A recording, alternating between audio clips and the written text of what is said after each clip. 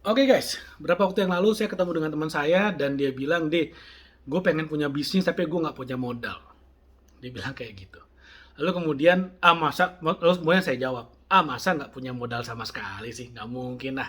Pasti punya dong, barang 5-10 juta ada lah. Terus dia bilang, enggak, bener, saya nggak punya uang. Dan kalaupun punya uang segitu, bukan berarti bisa buat jadi modal ya, karena kepake buat yang lain. Oke, fair enough gitu ya.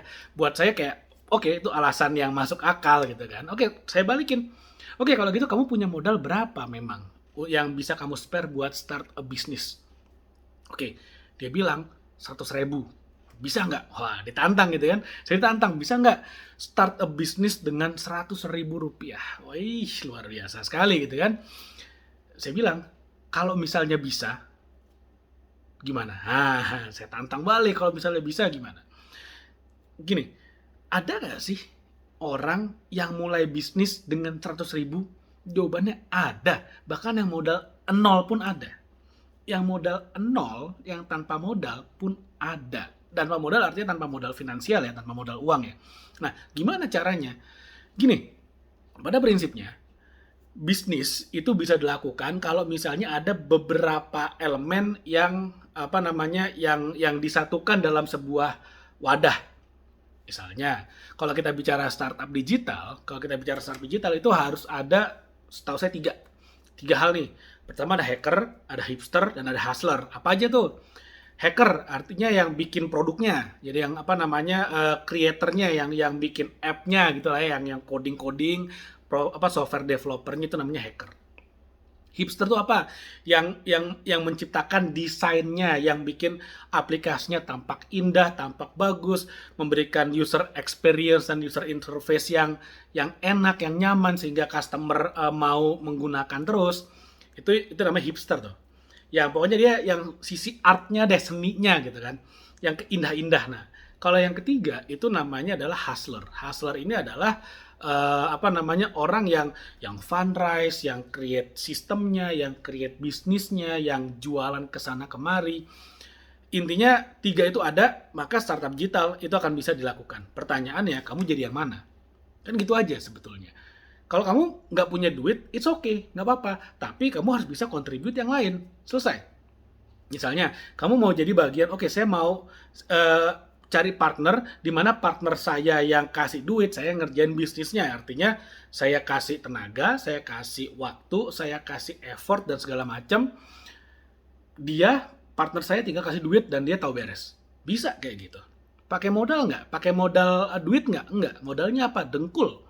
Bener-bener modal dengkul yang bener-bener harus jalan ke sana kemari, bikin sistemnya, rekrut orangnya, jualan, tes market dan segala macam, yang mencari supplier, mungkin mencari vendor atau mencari distributor. Pokoknya yang running the whole business.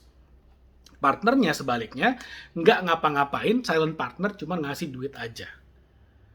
Pembagian keuntungannya gimana ya, disepakati dari awal, jangan sampai nanti ada kata-kata begitu bisnisnya di jalan, lu kan cuma ngasih duit doang, nggak ngapa-ngapain, gua yang capek, mestinya gua dapat share lebih gede. Menghindari itu, dari depan harus clear, harus fair dari depan. Kalau dari awal kita udah tentukan, kamu bagiannya sekian, saya bagiannya sekian, saya yang ngerjain, kamu yang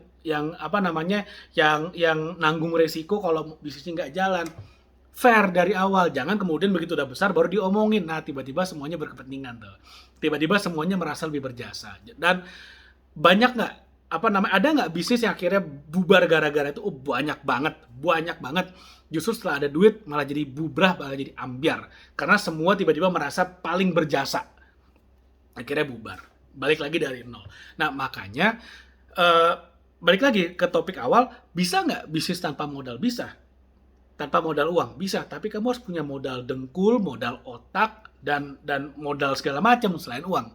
Gitu aja. Saya bilang ke teman saya akhirnya, emang lu bisa apa? Maksudnya lu punya skill apa yang bisa lu put on the table, yang bisa lu contribute ke dalam partnership? Dia bilang, oh nggak ada. Punya waktu nggak buat ngerjain bisnisnya? Nggak ada. Gua kerja. Teman saya bilang gitu. Lu mau bisnis apa emang? Bisnis restoran mungkin, dia bilang. Lu punya skill nggak di restoran? Lu bisa masak nggak? Lu bisa masak yang enak dan konsisten nggak? Enggak. Lu tahu nggak supplier bahan makanan yang murah di mana? Nggak tahu. Ya udah, jalan bisnis. Selesai.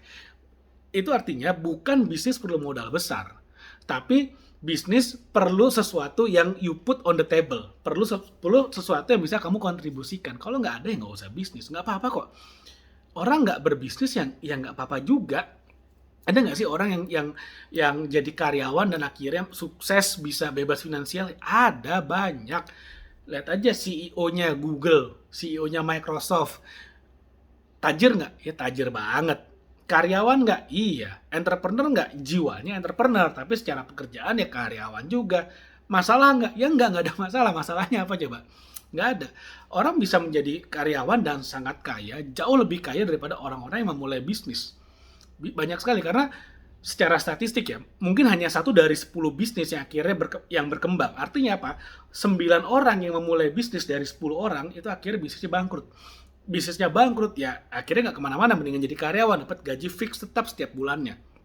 Jadi karyawan is okay, nggak ada masalah, dan nggak usah bisnis juga nggak apa-apa. Yang penting kamu ngerti gimana caranya manage the money supaya kamu bisa bebas finansial.